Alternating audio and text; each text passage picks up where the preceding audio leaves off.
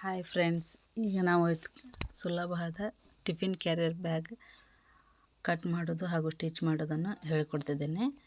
ನೋಡಿ, ಇಲ್ಲಿ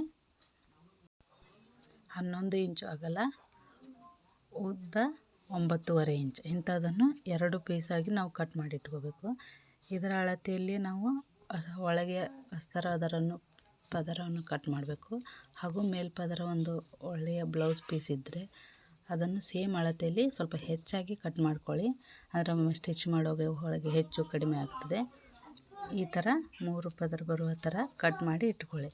ಇನ್ನು ಇದರ ಸೈಡ್ ಪಟ್ಟಿ ಅಂದರೆ ಬ್ಯಾಗ್ ನೀಟಾಗಿ ನೆಲಕ್ಕೆ ಕೂತ್ಕೊಳ್ಬೇಕಲ್ಲ, ಅದಕ್ಕೆ ಇದು ಸೈಡ್ ಪಟ್ಟಿ ಅಂತ ಹೇಳ್ತಾರೆ. ಅಗಲ 3 ಇಂಚ್ ಇಟ್ಟು ಉದ್ದ ಅದರ ಅಳತೆಯಲ್ಲಿ ಎಷ್ಟು ಬರ್ತದೆ ಅಷ್ಟು ನಾವು ಸ್ಟಿಚ್ ಮಾಡುವಾಗ ಅಡ್ಜಸ್ಟ್ ಮಾಡುವ. ಈಗ ಕರೆಕ್ಟಾಗಿ ಅದನ್ನು ಸೇಮ್, ಈಗ ನೀವು ಅಕ್ಕಿ ಚೀಲ ಎಲ್ಲ ತಂದಿರ್ತೀರಲ್ಲ, ಆ ಚೀಲ ಇದ್ದರೆ ಸಾಕು. ನಿಮಗೆ ತುಂಬ ಸುಲಭವಾಗಿ ನಾವು ಮನೆಯಲ್ಲೇ ಮಕ್ಕಳ ಟಿಫಿನ್ ಕ್ಯಾರಿಯರ್ ತಗೊಂಡು ಬರೋದನ್ನು ಸ್ಟಿಚ್ ಮಾಡಿ ಹೊಲಿದರೆ ಸಾಕು. ಇದಕ್ಕಿಂತ ತುಂಬ ಖರ್ಚಾಗೋದಿಲ್ಲ.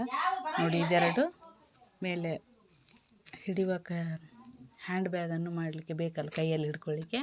ಇದು ಒಂದು ಪದರ ಇದ್ದರೆ ಸಾಕು ಇದರದ್ದು. ಇದನ್ನು ಪ್ಯಾಕ್ ಮಾಡಿ ಹೀಗೆ ನೀಟಾಗಿ ಕಟ್ಟಿಡು. ತುಂಬ ಈಸಿ, ಇದು ಎಂಥ ಕಷ್ಟ ಇಲ್ಲ. ಸ್ಟಿಚ್ ಮಾಡೋದನ್ನು ಇನ್ನೊಂದು ಭಾಗದಲ್ಲಿ ಹೇಳ್ತೇನೆ.